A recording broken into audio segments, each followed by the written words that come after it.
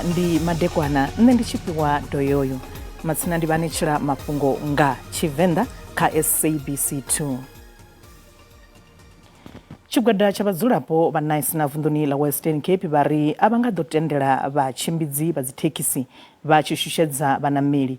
Izwi zwi khou vha hone musi tshiṱereke tsha dzangano la dzithekisi la Santaco tsho dzhena kha vhege ya vhuvhili. Vhadzulapo vha khou vhona mulandu vhatshimbidzi vha dzithekisi wa u imisa goloi dza private khathihi na u tsitsa vhanameli zwa ita uri vhathu vha siye mishumoni yavho. Tshiṱereke tshini tsho dzhena kha vhege ya vhuvhili. Tshiṱereke tshi tsha ḓovha na u bva nga ḽavhuvhili tsho siaho na u thithisa vhuendi u mona na ḓorobo vunḓuni la Western Cape.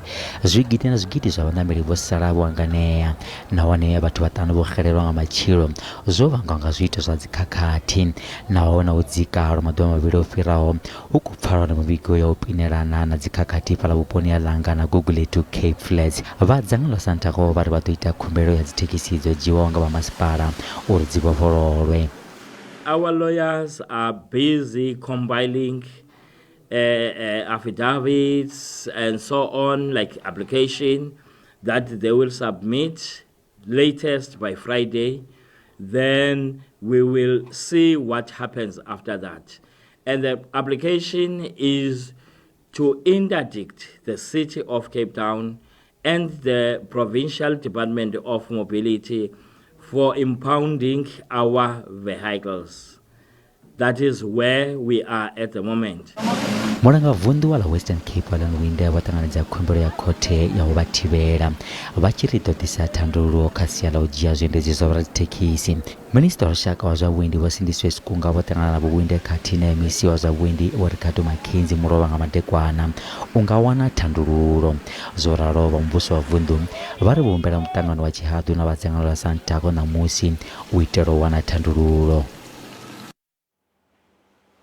Ba cabinet ba khou ṱoḓa vha khoro ya ḓorobo ya Cape Town vha tshi humisela murahu milayo na maga oṱhe ane a sa tshimbilelane na milayo ya lushaka ya vhuendi musi vha tshi khou amba na vhoramafhungo ngei ḓoroboni ya Pretoria nga ha mawanwa a muṱangano wa cabinet.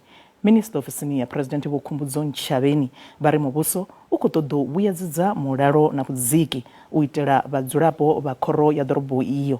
Zwi tshe zwo ralo cabinet i khou itela khuwelelo masia oṱhe ane a khou kwamea uri a humele kha nyambedzano. Muvhuso wa sasaladza zwiito zwa dzikhakhathi zwa malugana na tshiṱereke tsha dzithekhisi fhaḽa Cape Town vhone vho vhidza vha mazhendedzi a mulayo u fhelisa zwiito izwo u vhona uri vhadzulapo tsireledzea musi vha tshi shumisa vhuendi ha nnyi na nnyi u ya fhethu ho yaho nga u fhambana. Fhedzi vha khou ṱoḓa vha masipala wa City of Cape Town vha tshi bvisa mikano ine vha ri i lwa na mulayo wa vhuendi kha ḽino shango.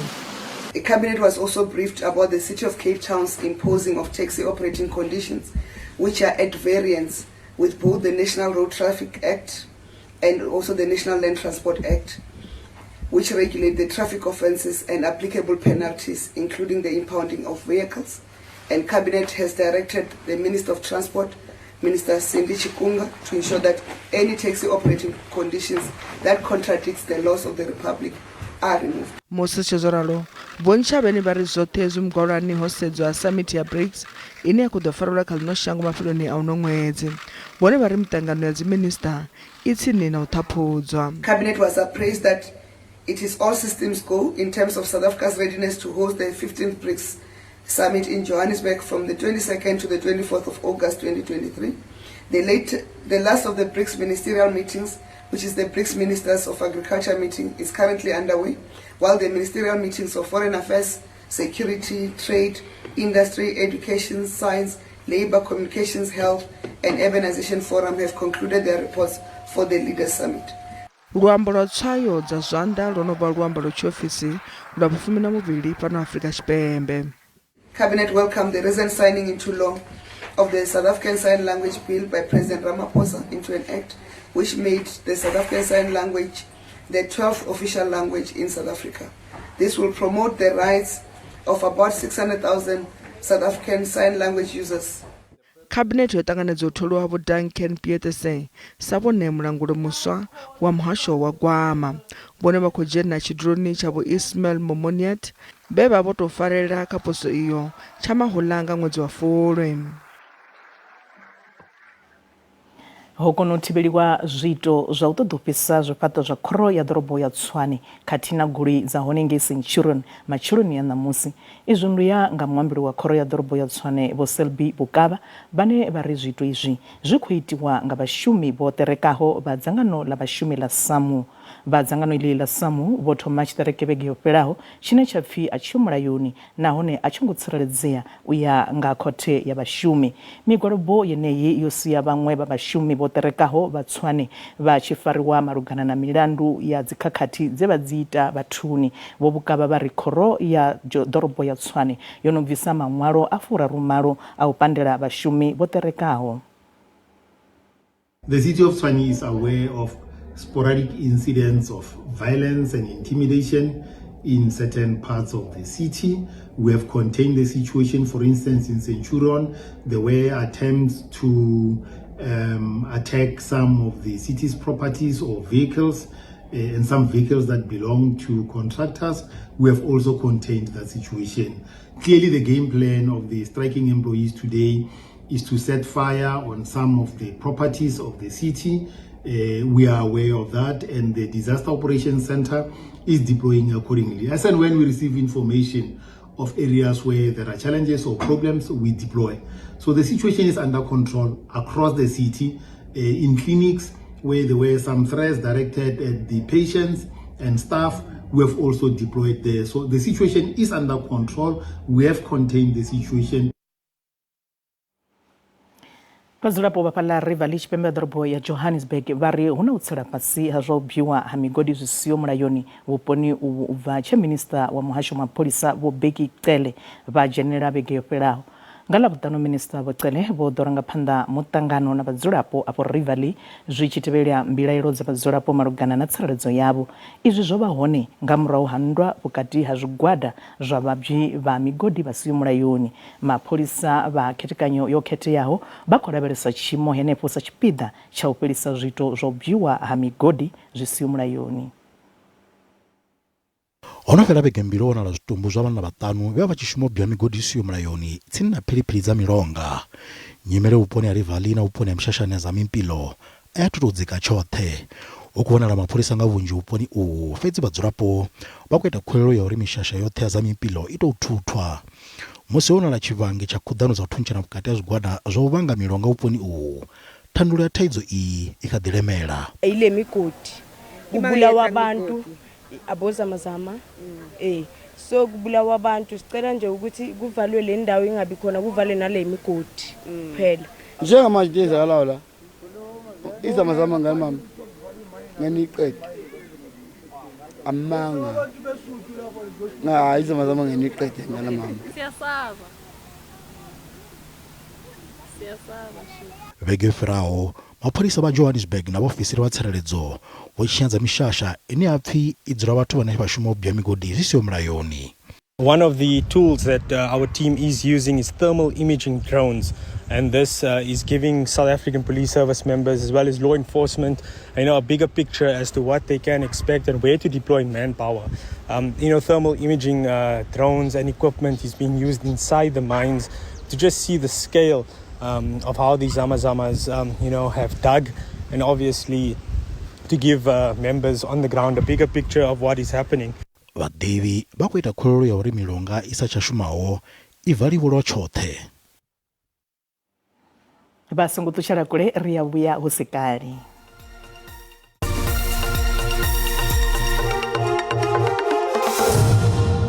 Ri khou dovha ṱanganedzisa kha mafhungo a Tshivenda kha SABC 2.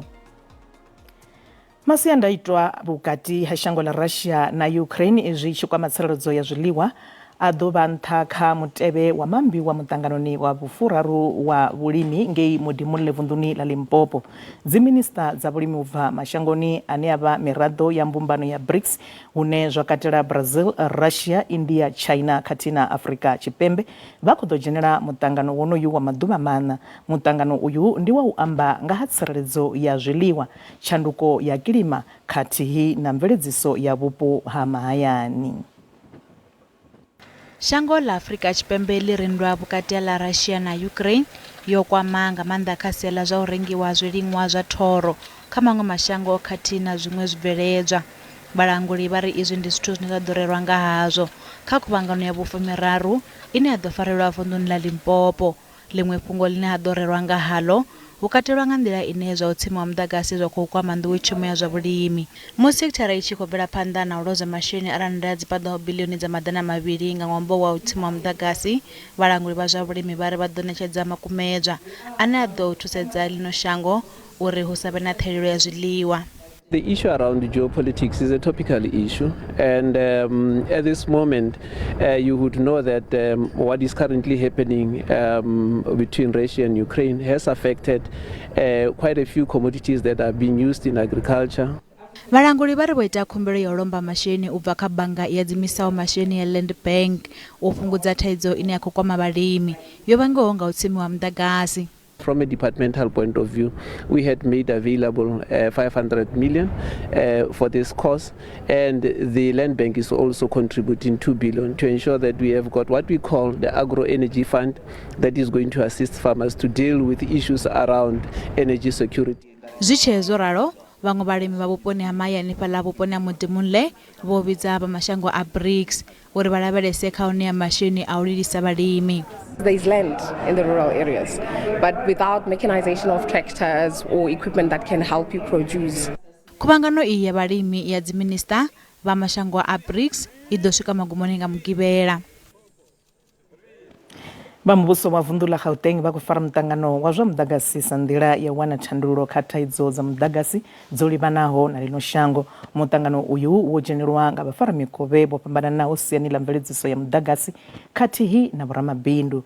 Mulanga vunḓu wa Gauteng Vho Panyaza Lesufi vho ṋekedza makumedzwa a u dzinginya nḓila dzine muvhuso wa nga ḓa nadzo siani ḽa u wana thandululo.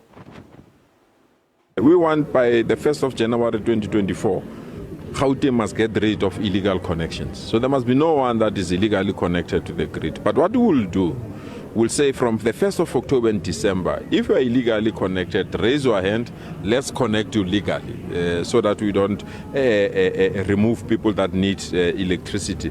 And on the basis of that, the 1st of January will give us an opportunity to ensure that no one is illegally connected. But also saying we must migrate to prepaid electricity, because people complain. I get a municipal bill, say I owe 7,000 rand from electricity, but I'm at work, my children are at school. Where does that 7,000 come from? So that we can eliminate that, we really believe a prepaid metering system will assist us. A smart metering system for that purpose, so that during load shedding, you can continue to watch your TV, cook, and have your lights. Only your geysers and other high electricity consuming gadgets can be removed. We are also arguing very strongly for debt relief. That ESCOM's debt was removed by national government, so by extension ESCOM must remove debt that is owed by municipalities. And there are treasury regulations or processes that have been introduced, and we really want Gauteng to adhere to those regulations. But we also have a problem of cable theft, where lots of our cables are stolen, so we are putting in system how to protect cables in our province. Vhadzudzanyi vha bepha ḽa tshiṱitshi tsha Phalaphala FM ḽa Royal Heritage vha ri vhuṱambo ha ṋaṅwaha vhu ḓo maanḓafhadza na u vhuedza vhaimbi vha tshiṱiriki tsha Vhembe. Digida iḽi ḽine ḽa ḓo fariwa ṅwedzi u ḓaho wa Khubvumedzi ḽi ḓo dzheneleliwa na nga vhaimbi vha ngaho Makhadzi na Dokotela Vho Colbert Mukwevho khathihi na vhaṅwe vhanzhi. Bepha ḽeneḽi ḽo vha ḽo imisiwa lwa miṅwaha miraru yo fhelaho nga murahu ha u ṱaha vhulwadze ha COVID-19. Mudzudzanyi wa bepha iḽi Vho Shandukani Nesengani vha ri zwa ṋaṅwaha a zwi ngo ḓo nga zwa miṅwe miṅwaha. Ri tshi thoma iḽi bepha vhathu vha zwi humbule zwori ra ri khou tou vula ngade heiḽa no pfi Royal Gardens, ende ro zwi ita ri khou khou zama uri hu songo ḓesa vhathu vhanzhi vhanzhi. Tou vha bepha ḽo celebrate uri ngade khou vulwa. Ra vhona uri ndi khwine ri ite mini, ri vhathu vha badele just uri ri songo vha na vhathu vhanzhi vhanzhi. Havha ḽa wana vhathu no swika 6,000 ri sa khou ita festival. Hei festival yo thoma u bva ḽa tshifhinga musi vha Phalaphala vha tshi ri kha riṋe vhiwe izwi ni zwi dovhi vhiwe na ra kona thoma vha na vhuḽa vhushaka ha u bva no ḽa ṅwaha u swika zwino. Heḽi bepha ḽo lwa from 6,000 ya ri 8,000 12,000 15,000 khelia na musi a ti ḓivhi zwo ri ri khou dzula kha vhugai kha ṅwaha wa 2023. So a ri ḓivhi uri nomboro dza na ṅwaha dza dzo imisani, mara alituvela dropa nomboro letso liko gonya thousands and thousands za vhathu vha khou zwigidi na zwigidi nga helino ni bepha la Phalaphala FM Royal Heritage Festival musi vha tshipida zwi vha zwi tshi khou thusa na vhaimbi vhashu uri vha bvelele uri vha ḓi wane vhona vhone vha huṅwe fhethu hune havha vhaṅwe vhaimbi vhono vha hone ri khou pfulufhedzisa vho ramabindu vhaṱuku uri nga kha heḽi bepha mabindu avho a ḓo aluwa ri khou pfulufhedzisa u vha ḓisela vhaimbi vha hayani vhanzhi ri khou pfulufhedzisa u vha ḓisela na vhaimbi vha nnḓa ha shango ḽa Afrika Tshipembe zwithu zwine vha nga lavhelela ndi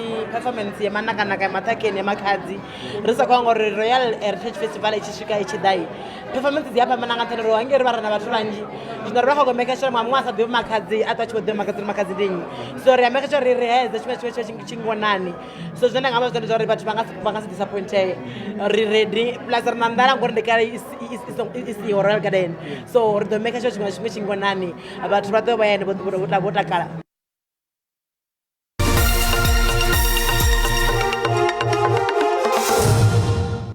Matsina zwa zwino ri vha ḓisela mafhungo a zwa ikonomi hune randa ya khou vhonala yo dzika musi tshi khou ambedziwa na maṅwe masheleni mahulwane a ḽifhasi. Dollar rand 18.71 cents, bono ndi 23.88 cents, euro ndi 20.64 cents, pula ndi 1.38 cents. Mikovhe pala JC khou vhonala nṱha. Matsina ka zwibveledzwa musuku ndi $1,917, platinum ndi $906, oil songo kunakiswaho ndi $89.22 nga fagi.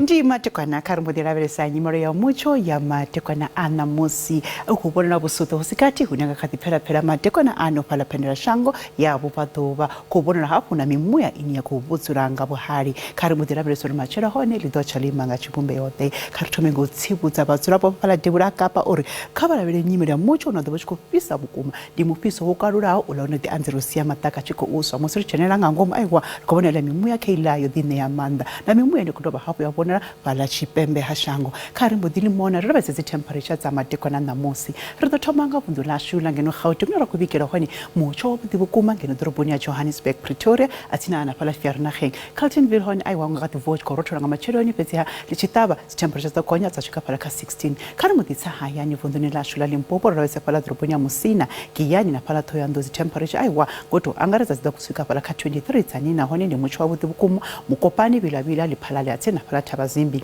musi ri tshi ya vunḓu ḽa Mpumalanga hone nahone ri khou vhona aiwa nga kha ḓi vuwa nahone nga matsheloni hu tshi khou rothola fhaḽa Carolina, Emery na fhaḽa Mkhonto hu khou vhonala hafhu khou rothola na fhaḽa Skukuza ri sa hangwi na fhaḽa ḓoroboni ya fhaḽa Standerton, KwaZulu Natal madekwana ṋamusi nahone aiwa ri khou lavhelela phepho fhaḽa Kokstad a tsini na fhaḽa Richards Bay, Ulundi na Vryheid, Ladysmith dzi ḓo gonya dza swika fhaḽa kha 25 dzi temperature musi ri tshi ya vunḓu ḽa Eastern Cape ri khou vhona hone fhaḽa Mthatha, Malitswayi na fhaḽa Komani u mutsho wavhuḓi vhukuma madekwana ano fhaḽa Gqeberha dzi ḓo gonya dza swika fhaḽa kha 28 kha ri ye nalo ri lavhelesa fhaḽa Western Cape hune nahone ri khou vhona aiwa mutsho wa phepho u tshi khou vhigwa madekwana ṋamusi fhaḽa Laingsburg na fhaḽa Worcester fhedziha ngo tou dzi ḓo gonya dzi temperature fhaḽa Riversdale, Cape Agulhas a tsini na fhaḽa Cape Town musi ri tshi ya devhula ha Kapa ndi he ra vhona hone tsivhudzo ya mufhiso wo kalulaho vhukuma ndi ngazwo vha tshi khou vhona afhaḽa Upington, Calvinia na fhaḽa Springbok aiwa ndi dzavhuḓi vhukuma dzi temperature matshelo ri tshi ṱavha kha ri mbo ḓi ya vunḓuni ḽa Free State hune nahone ra khou vhona aiwa Bloemfontein hu khou rothola madekwana ṋamusi Webner, Ficksburg, Bethlehem, Digumba, Frankfurt hu khou rothola Sasolburg hu khou rothola madekwana ṋamusi ri sa hangwi na fhaḽa Bothaville fhedziha